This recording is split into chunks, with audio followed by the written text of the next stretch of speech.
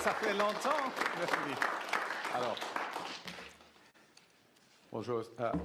Mes chers amis, chers collègues, mesdames et messieurs, cet endroit est chargé de souvenirs. Au XVIIIe siècle, deux armées se sont affrontées ici dans une bataille qui a changé à jamais le cours de l'histoire de ce continent.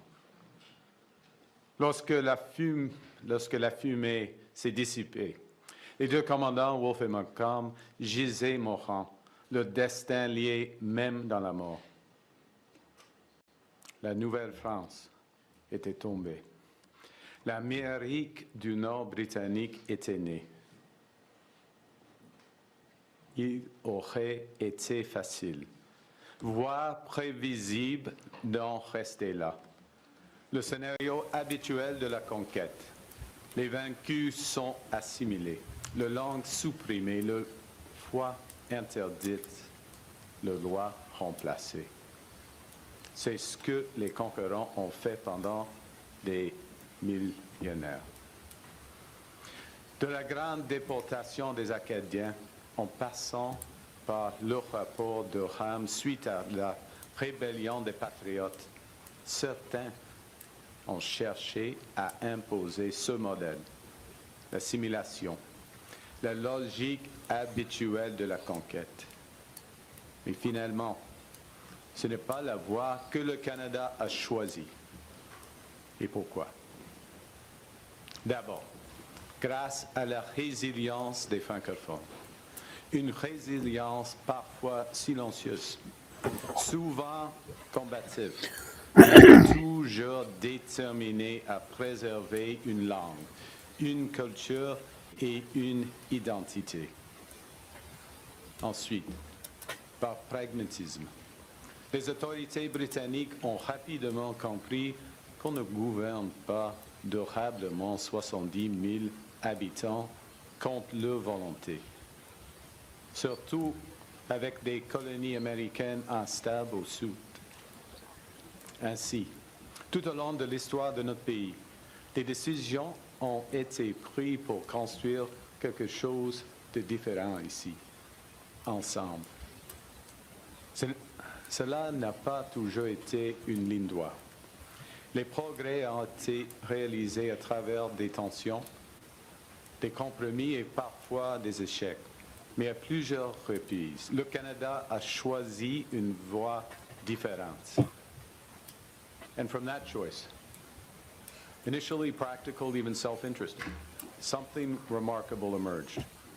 Not a myth, not a miracle, but a growing commitment that coexistence could make us stronger, that we can build an identity which not only respects our differences, but also celebrates them.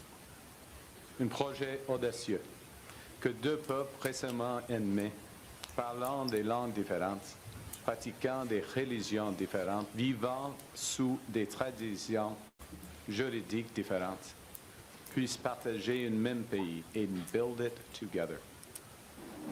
The Canadian philosopher Charles Taylor contends that people aren't blank slates, but that our identities, personal and national, are constituted through history. In his words, the past is sedimented in the present, and our choices are shaped by what came before. Our country was built on the bedrock of three peoples: Indigenous, French, and British.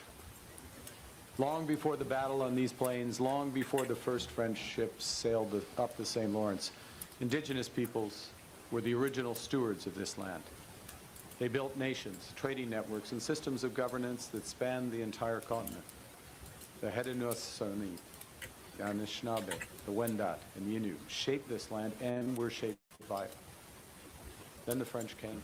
They built a new society adapted to the realities of North America, shaped by the river and forest, by trade with indigenous nations, and by the determination to survive and flourish in this land. When the British came, that civilization did not disappear. It endured, and now it thrives. La Confédération est née de cette histoire. L'une de ses pères fondateurs, José-Étienne Cartier, a déclaré à l'époque que les Canadiens et Canadiennes étaient des races différentes, non pas se faire la guerre, mais afin de travailler conjointement à leur propre bien-être, qui vivent les unes à côté des autres, comme de grandes familles. Ce pacte a été renouvelé lorsque Wilfrid Laurier a gouverné un pays qui avait autrefois conquis son peuple. Il a été renouvelé avec l'avènement du bilinguisme officiel. Il a été renouvelé lorsque les Québécois ont choisi à 2 reprises de rester au sein du Canada, estimant que ce partenariat, malgré toutes ces frustrations, méritait non seulement d'être préservé, mais aussi d'être renforcé. Les plans d'Abraham symbolisent un champ de bataille, oui, mais ils symbolisent aussi le lieu où le Canada a commencé à faire le choix historique de privilégier l'adaptation plutôt que l'assimilation, ou le partenariat plutôt que la domination, ou la collaboration plutôt que la division. Oui, cette fondation était imparfaite. Elle excluait trop de gens. Elle reposait en partie sur la dépossession de peuples autochtones et sur la violation des traités conclus avec eux. Mais cette fondation reposait sur l'idée fondamentale que l'unité ne passe pas nécessairement par l'uniformité, que nous pouvons partager un pays sans nous conformer à une identité unique, que nos différences reconnues honnêtement et gérées dans le respect sont une source de force. Ce choix résonne à travers notre histoire. Il résonne dans les choix faits par les nouveaux arrivants venus de 4 coins du monde pour s'établir au Canada. Il résonne dans les choix faits par chaque génération déterminée à continuer à bâtir, non pas sur le sein ou sur la terre, mais sur quelque chose de plus exigeant et de plus durable. Un engagement commun à vivre ensemble, à accepter les différences et à rechercher le bien commun. Et grâce à chacun de ces choix, le Canada est devenu plus riche, plus inclusif et plus équitable. What makes Canada a great country? It's a great country for everyone. It's the greatest country in the world to be a regular person. You don't have to be born rich or to a landed family here. You don't have to be a certain color or worship a certain God. Canadians believe in the value of every other Canadian, their boundless potential to make this great country even better. Our ancestors, despite their differences, believed in each other and in us. Now, there are long periods of history where these values can prosper unchallenged. Ours is not one of them. Our values must be fought for. That's what we are doing. That's what Canadians want. Canadians are up for it. Our history traces an arc of broadening inclusion from biculturalism to multiculturalism, from being British subjects to becoming Canadian citizens, from being 2 founding peoples to being many peoples living in true partnership with Indigenous peoples. From William Lyon Mackenzie King's social citizenship to Louis Saint Laurent's liberal internationalism, from Diefenbaker's One Canada to Pierre Elliott Trudeau's Charter of Rights and Freedoms, Brian Mulroney's environmentalism to Justin Trudeau's pluralism and reconciliation. Each generation of Canadians has built a modern, progressive, liberal state that embraces the values of caring and sharing, of equity and fairness for all. Institutions make up the body of that progressive state, but our values are at its heart. Institutions from the civil code to public health care, from modern self-government agreements to Parliament's recognition of the Quebec people as a nation. Values of inclusivity, fairness, solidarity, sustainability, and ambition. Canadians are inclusive. We know our country is stronger when everyone belongs, when newcomers are welcomed, when minorities are protected, when Indigenous peoples are true partners. That commitment to inclusion was institutionalized, first in the Bill of Rights and then embedded in the Charter of Rights and Freedoms. It was manifest in our adoption of multiculturalism, first as policy and then as law. In the same spirit, the enshrinement into law of the United Nations Declaration on the Rights of Indigenous Peoples reflects our fundamental commitment to reconciliation and to respecting Indigenous peoples as equal partners in building our country together.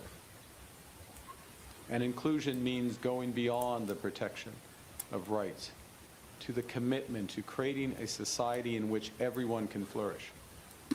That's why we introduced the Combating Hate Act, to preserve the freedom of people to practice their faith and culture without intimidation, harassment, or violence. Les Canadiens et Canadiennes veillent les unes sur les autres, surtout dans les moments difficiles. Et cet esprit de solidarité a inspiré les fondements de l'État-providence moderne au lendemain de la Grande Dépression, notamment l'assurance chômage, les allocations familiales et la sécurité de la vieillesse. De nouveaux piliers institutionnels de solidarité ont été ajoutés avec la création du régime de pension du Canada et de la loi canadienne sur la santé. Je suis fier, vous êtes fiers, que nous ayons élargi ces fondements au cours des dernières années avec le régime national de soins dentaires, les services de garde d'enfants, le plan d'assurance médicaments et le programme national d'alimentation scolaire. Au Canada, c'est lorsque nous sommes unis que nous sommes les plus forts. Lorsque nous veillons les uns sur les autres et que nous veillons à ce qu'aucun enfant, aucune famille, personne ne soit laissé pour compte. Cet esprit de solidarité et de générosité contribue à définir notre identité en tant que nation.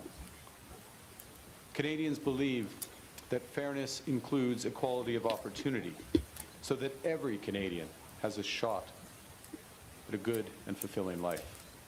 And the foundation of this commitment is access of every Canadian to comparable public services, particularly education and healthcare.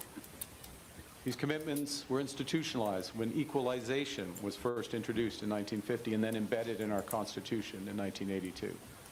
And by protecting services like childcare, dental care, pharmacare, we strengthen the sense of security that Canadians rely on every day. A strong and united Canada stands up for families and workers and protects those who are most vulnerable, whether they're a newcomer, a person with a disability, or a member of the two-spirited LGBTQI+ community. Now, friends, the advent of artificial intelligence will simultaneously challenge fairness, inclusion, and solidarity, while it creates enormous opportunities for how we live, work, and play. And these tensions can only be reconciled if AI works for all. AI can provide powerful solutions, better health care, better education, better government services. It can empower Canadians with new skills for more fulfilling jobs. But realizing that potential will require fundamental reforms to our education system, how we do skills training, and to our social welfare system. Our upcoming AI for All strategy will begin to tackle these challenges to maximize the potential of AI for all Canadians. Le développement durable assure l'équité entre les générations. Les Canadiens et Canadiennes sont les gardiens d'un territoire vaste et précieux. Nous avons pris des mesures pour protéger au moyen de traités internationaux comme le traité sur les pluies acides et l'accord de Paris de 2015, ainsi que par nos progrès constants en matière de conservation de notre patrimoine naturel, conformément à nos engagements pris lors de la conférence de Montréal en 2022. Au cours des prochains mois, notre gouvernement mettra en œuvre de nouveaux plans ambitieux visant à accélérer le développement durable au pays, à réduire les facteurs liés à l'énergie des familles et entreprises et à protéger la richesse naturelle du Canada. Canada is ambitious. Canada is an ambitious nation of builders and explorers. We mapped this continent before the Americans had even left St. Louis. We built a transcontinental railway in 5 years, the St. Lawrence Seaway in 4. We created a healthcare system that became a model for the world. This government, Canada's new government, shares that ambition. We've already removed all federal barriers to interprovincial trade, and we're catalyzing hundreds of billions of dollars of investments in nation-building projects. We're doubling our defense spending by the end of this decade. And we're working to ensure that core Canadian capabilities, including in AI, in quantum, in cyber, and critical minerals, will maximize the economic benefit for Canadians of these new security imperatives. Now we need to execute fairly and fast. Les valeurs canadiennes telles que l'inclusion, la solidarité, l'équité, la durabilité et l'ambition ne sont pas des idéaux abstraits, mais des guides pratiques qui font partie intégrante de notre identité. Notre tâche est de nous en inspirer pour continuer à bâtir en ces temps révolutionnaires. Dans des moments comme ceux-ci, le Canada doit assumer deux rôles à la fois. Premièrement, il doit être une bastion de sécurité et de prospérité pour nos citoyens. Nous devons défendre notre souveraineté, sécuriser nos frontières, protéger nos communautés et bâtir une économie qui offre des possibilités à tous les Canadiens et toutes les Canadiennes. That's why we're undertaking the strongest tightening of the criminal justice system in generations. It's why we're making the largest investment in defense in generations. It's why we're securing our borders through more CBSA agents and greater surveillance resources. And it's why we're building one Canadian economy and launching nation-building projects that will connect and transform our country. We will give ourselves far more than any foreign government can ever take from us. A core mission, while we're doing that, core mission of our government is to lower costs for Canadians. That's why on day one we canceled the divisive consumer carbon tax. That's why we've cut income taxes for 22 million Canadians. That's why we've cut taxes for first-time homebuyers. It's why we reduced tolls on the Confederation Bridge and Atlantic Ferry fares. It's why we have launched Build Canada Homes, to build affordable housing construction at a pace not seen since the end of the Second World War. This past fall, we launched the automatic federal benefits for up to 5.5 million low-income Canadians to ensure that our most vulnerable get the money to which they are entitled. We also made the National School Food Program permanent so that kids have the nutrition they need at school.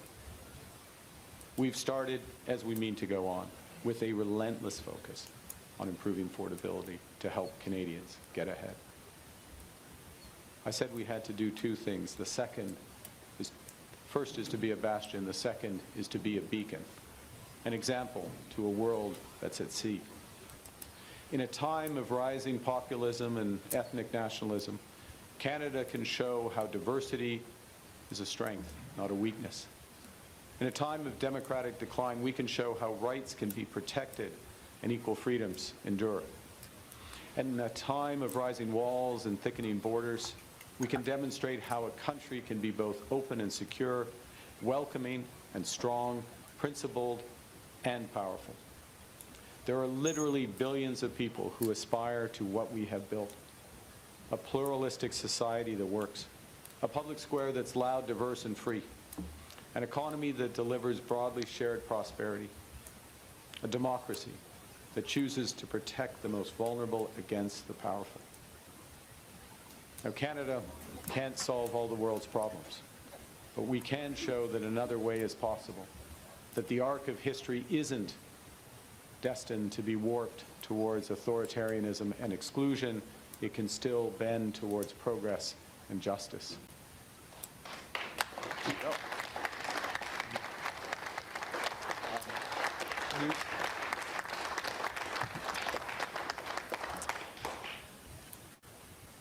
Nous ne faisons aucune illusion. Le monde est de plus en plus dangereux et divisé. Les anciennes alliances sont en train d'être redéfinies et, dans certains cas, rompues. Dans cette nouvelle ère, le leadership du Canada se définira non seulement par la force de nos valeurs, mais aussi par la valeur de notre force. Nous procédons au plus important renforcement de nos capacités militaires et sécurité depuis la Seconde Guerre mondiale. Nous disposons des ressources dont le monde a besoin. Nous avons les talents nécessaires pour transformer ce potentiel en croissance. Et nous avons l'ambition de relever les défis de cette nouvelle ère. Nous consolidons notre force à l'intérieur de nos frontières et renforçons notre résilience en diversifiant nos partenariats à l'étranger grâce à une approche polyvalente qui défend nos valeurs et qui fait progresser nos intérêts. So let me return to where I began, where Canada began. 267 years ago, this ground was soaked with blood. Two empires had collided, one had prevailed, and the question was, what will come next? The answer that emerged slowly, imperfectly, not without struggle, but unmistakably, was cooperation, partnership, a shared future. That response was not inevitable. That response was chosen. Chosen by British administrators who eventually saw the wisdom of cooperation. Chosen by French Canadians who eventually committed to build within the new reality. Chosen by the founders of Confederation who believed that two peoples could become partners in one country. And chosen by every subsequent generation who built on that foundation. Les traces de notre passé sont ancrées dans notre présent, dans nos deux langues officielles, dans notre système fédéral, dans notre compréhension grandissante de la notion d'appartenance. Nous sommes désormais les gardiens de cet héritage. Et il est de notre responsabilité de la faire fructifier puisque nous avons la chance de le faire. In this time of great consequence, we are choosing. We are choosing to work together to build one Canadian economy. We've made great progress over the past year. Now we have to redouble our efforts with the provinces and territories. We're choosing to find new markets and develop new partnerships. We've announced a dozen new economic and security partnerships across 4 continents in the last 6 months. More will come, all will deepen. We choose to build in solidarity with Canadian workers, creating hundreds of thousands of good-paying union jobs and investing in apprenticeships and skills training so that young Canadians can have the careers of tomorrow. On choisit de bâtir avec des ressources canadiennes, à l'aide de travailleurs de technologie et de matériaux canadiens. Nous serons nos meilleurs clients. De bâtir de manière durable, parce que nous savons que lutter contre les changements climatiques est à la fois un devoir moral et un impératif économique. We're choosing to build inclusively, in full partnership with Indigenous peoples, inclusively to ensure that AI benefits all Canadians, to respect diversity, to accept others, and to combat hate so that every Canadian feels free to be themselves and can thrive in the greatest country on earth. When we live our values, we grow as individuals and we build as a people. When we're kind, kindness grows. When we're united, unity grows. When we're Canadian, inclusive, fair, ambitious, Canada grows. Canada and the United States have built a remarkable partnership in the economy, in security, and in rich cultural exchange. But Canada doesn't live because of the United States. Canada thrives because we are Canadian. Nous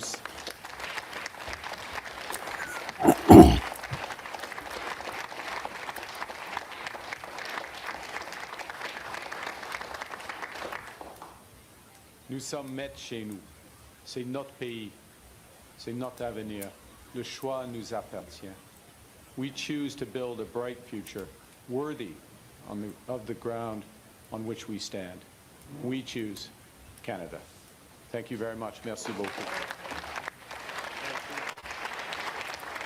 All right, so there you have it. I hope you will give us a like, subscribe, turn on the notifications, and we'll be back. Have a good afternoon.